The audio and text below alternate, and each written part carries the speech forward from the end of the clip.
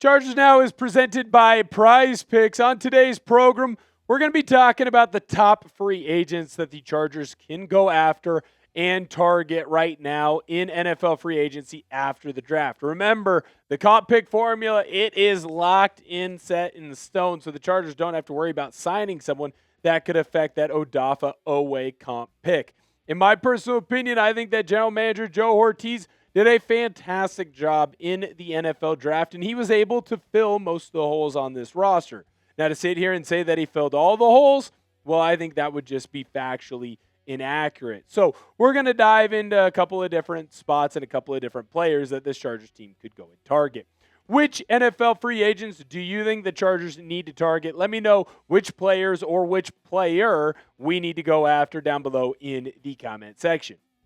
I want to start first with the former Buffalo edge rusher, AJ Epenesa. I think that this guy could definitely add into this Chargers team. And I understand why most people are going to say, but Will, we don't need Epenesa.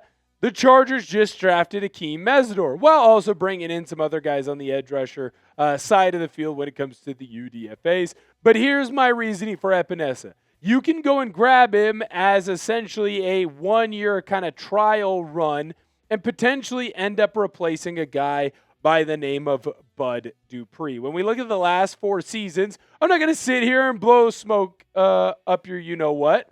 I'm going to tell you that AJ Epenesa is fine. He's fine. He is a fine edge rusher. He's not great. He shouldn't be a starter, but he's definitely someone that can come in certain spots and be halfway decent for you. He gets a decent amount of sacks, gets his arms around a guy, brings him down. I like AJ Epenesa in a certain role. When we look at the linebacker depth chart, he's not better than Tuli. He's not better than Khalil Mack. He's not better than Akeem Mesidor. But is he better than Bud Dupree? That's the question.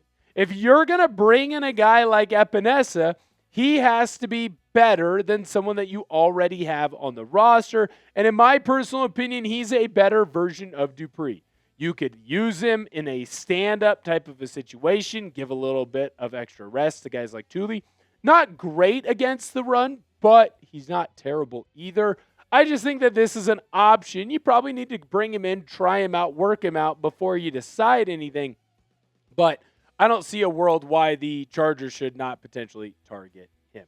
We'll get into more of the players in NFL free agency that I believe the Chargers need to go after. But first, I need to let you know that today's show is made possible by PrizePicks.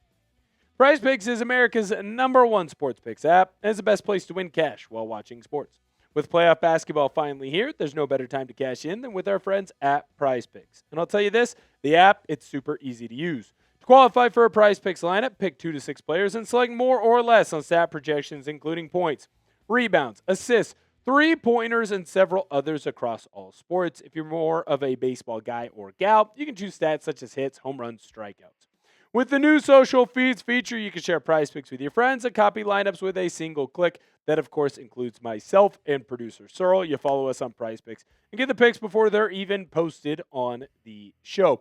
I have a lineup for the basketball action going on later on this evening.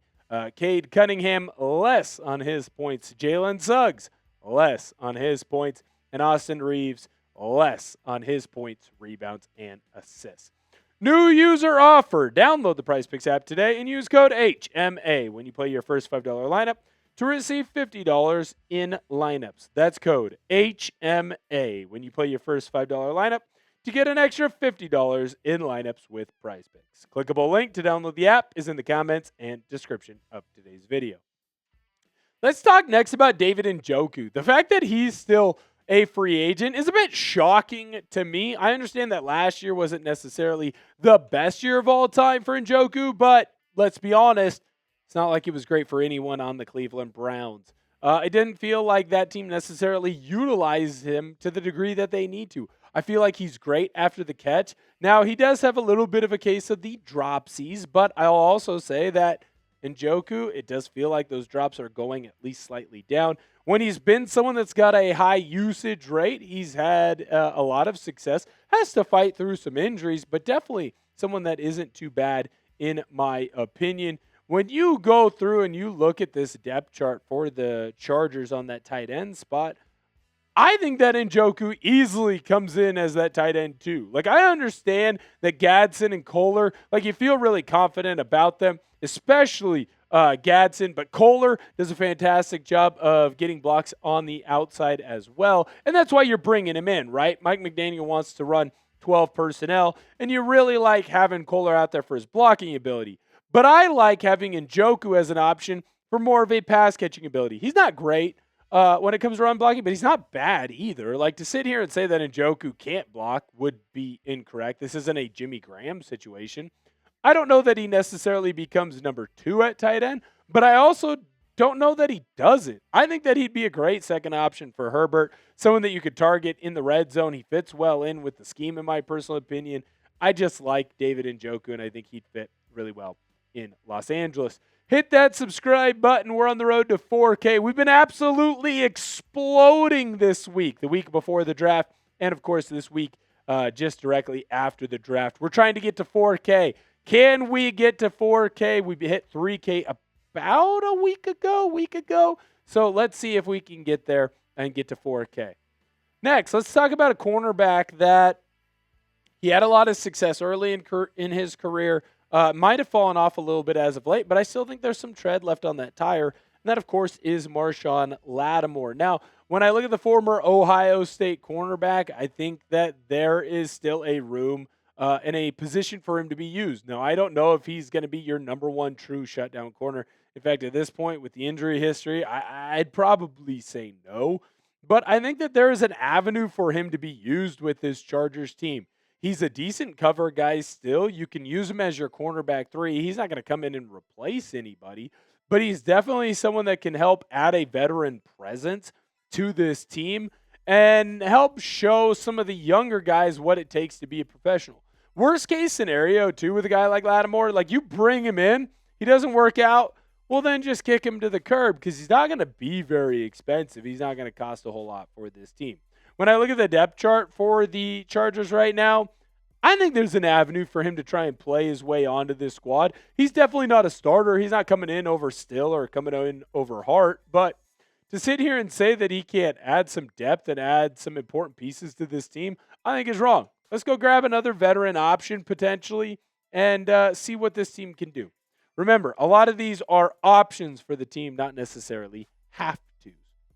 Let's talk about Joel Bitonio next, offensive lineman. Now, I do feel like the Chargers feel pretty good about what they've done when it comes to their guard position, but sometimes it's a good idea to go out and say, hey, let's add someone who's been there and done that before. Now, Bitonio is someone who is contemplating essentially retirement. If he doesn't want to go to a team or he doesn't feel like he's given an offer that he deserves, he's going to call it a career, and he's had a very successful career, a very long-standing career, and someone that I definitely think has shown that he's probably not a Hall of Famer, but you're going to be talking about him as having a very solid NFL career.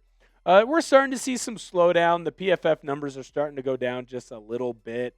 I don't know if he's the best zone blocking guard, but I also don't know that I love the idea of Cole Strange, Trevor Penning, or even Jake Slaughter, no offense to him right now, as your 3 go-to guys at that guard position. Now, I think that Jake Slaughter could eventually be a great player in the league, but remember, he is still a rookie, so you're putting a lot of trust in him there.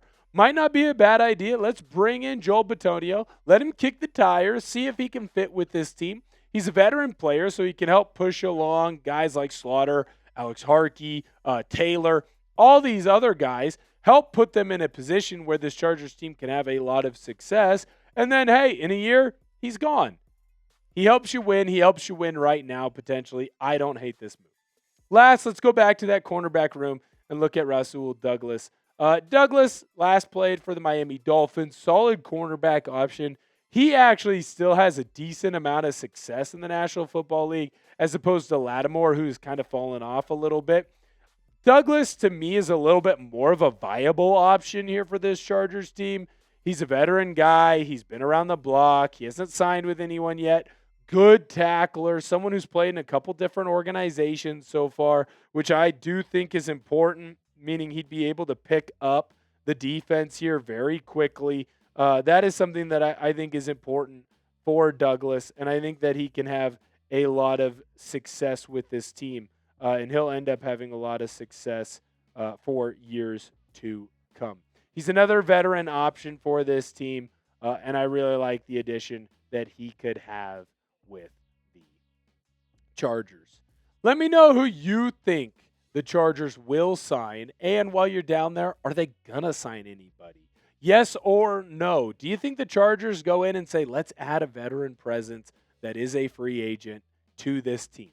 I don't think that general manager Joe Ortiz is quite done yet. A lot of cap room available. Let's see what moves get made. Thank you guys so much for viewing today's video. We really appreciate it here at Chargers Now. Make sure you hit that subscribe button if you're not. And as always, bolt up.